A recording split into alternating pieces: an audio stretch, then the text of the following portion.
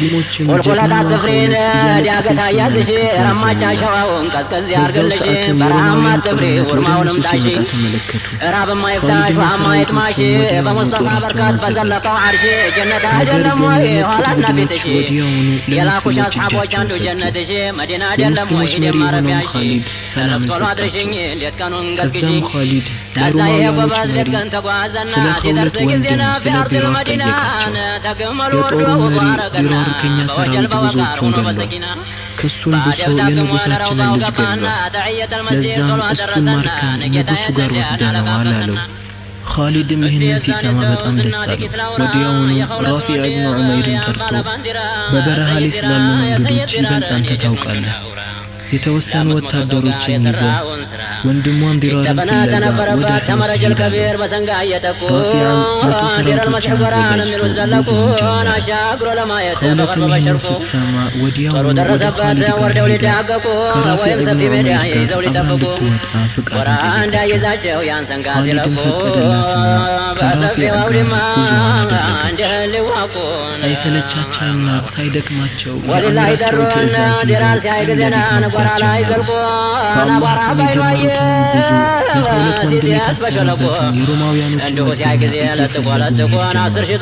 ሰላሚያ የተባለ የቦታ ስፍራ ጋርም ሲደርሱ ራፊዕ ወርዶ የመሬቱን ጠጠር አንስቶ እየተመለከተ አብሽሩ፣ ሮማውያኖችን ቀድመናቸውን የደረስነው፣ ወደዚህ ቦታ ላይ አልደረሱም፣ መሬቱንም አልረገጡትም። ስለዚህ እዚህ ቁጭ ብለን ተደብቀን እነሱን ብንጠብቅ ይሻላል፣ ሲመጡ ሳያዩን እናጠቃቸዋለን አላቸው። ከዛም ሁሉም ሰራዊት አንድ ሸለቆ ቦታ ፈልጎ እዛው አረፉ። ብዙም ሳይቆይ ከመጡበት አቅጣጫ ከሩቁ ሰራዊቶች ሲመጡ ተመለከቱ። ራፊዕም ይህንን ሲመለከት ወላሂ እነዚህ ሮማውያኖች ናቸው፣ እስኪመጡን ጠብቅና በደንብ እናጠቃቸዋለን አላቸው። ሮማውያኖችም ሀገር ሰላም ብለው ወደዛ ጠጋ ሲሉ ሙስሊሞች በተክቢር አቀለጡት። ወዲያውኑ ወረሯቸው። ኸውለትም ያለምንም ፍርሃት ፊት ለፊት ገብታ ትዋጋቸው ጀመር። ከሰዓታትም በኋላ የሮማውያኖችን ጦር ሙሉ ለሙሉ ማውደም ቻሉ። ኸውለትም ዞር ዞር እያለች ሙስሊሞችን ስለ ወንድሟ ቢራር ትጠይቃቸው ጀመር። ነገር ግን ልቧን ሊያረካ የሚችል ምላሽ ሚሰጣትን አጣች። ነገር ግን ብዙም ሳይቆይ ሙስሊሞች ወንድሟን ቢራርን ማግኘት ቻሉ። በዚህም መልኩ ጀግናዋ ኸውለት ወንድሟን ማስለቀቅ ቻለች።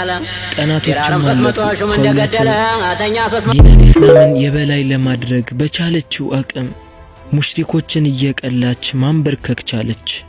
አንድ ቀን እሷና የሴት ባልደረቦቿ በሶሪያ ላይ ሒምስ በተባለ ቦታ ላይ ሮማውያኖች ማርከዋቸው ነበር። በዛ ሰዓት ኸውለት ያሳየችው ጀግንነትና ድፍረት ለሴቶች ብቻ ሳይሆን ለወንዶችም ትልቅ አርአያ የሚሆን ነገር ነው። በሮማውያኖች በተማረኩበት ጊዜ ኸውለት ሴቶቹን ሰብስባ እንዲህ አለቻቸው፣ በአላህ በካዱ በሆኑ ሮማውያኖች እጅ ገብታችሁ የነሱ ባሪያ መሆን ትፈልጋላችሁን? የተወለዱትም ልጆች የተዋረዱና ክብር የሌላቸው እንዲሆኑ ትፈልጋላችሁን? የሙስሊም ልጆች በጀግንነታቸው ነው የሚታወቁት። የታለ ያ ድፍረት? የታለ የእስላም ክብር? ለነዚህ እንስሳዎች ባሪያ ከምንሆን ሞት ለኛ አይቀለንምን? ይህንን የመሳሰሉ ቃላትን በመናገር ኸውለት የእህቶቿን ልብ በድፍረት መሙላት ቻለች። አንዱም ሰው ሳይቃወማት ሁሉም በሷ ሐሳብ ተስማሙ። የያዙት ምንም አይነት መሳሪያ ባይኖራቸውም ከጠላቶቻቸው ጋር ተጋፍጠው ለነሱ ባሪያ ከሚሆኑ ሞት እንደሚሻላቸው ውስጣቸውን አሳመኑ።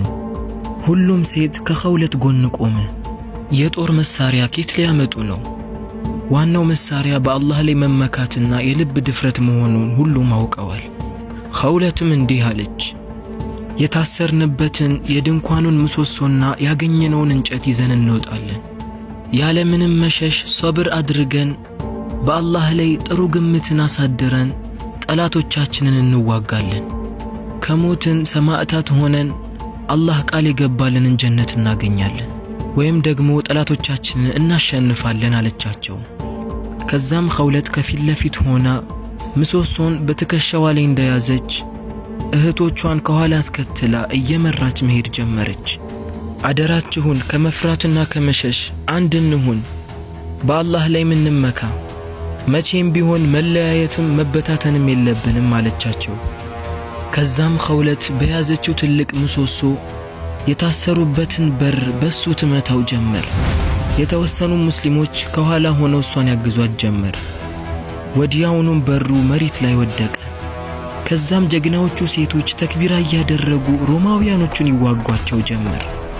ልባቸው በአላህ ላይ ስለተመካ አላህም አላዋረዳቸውም ነበር። ሮማውያኖችን ጥለው ባገኙት ሰይፍና ቀስት ያጣድፏቸው ጀመር። ሮማውያኖች ይህንን ሲመለከቱ በጣም ተገረሙ።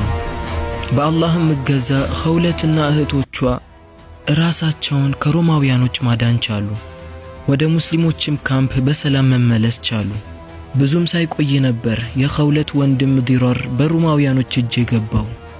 እንደገና እሱንም ለማዳን ያደረገችውን ጀግንነት አይተናል።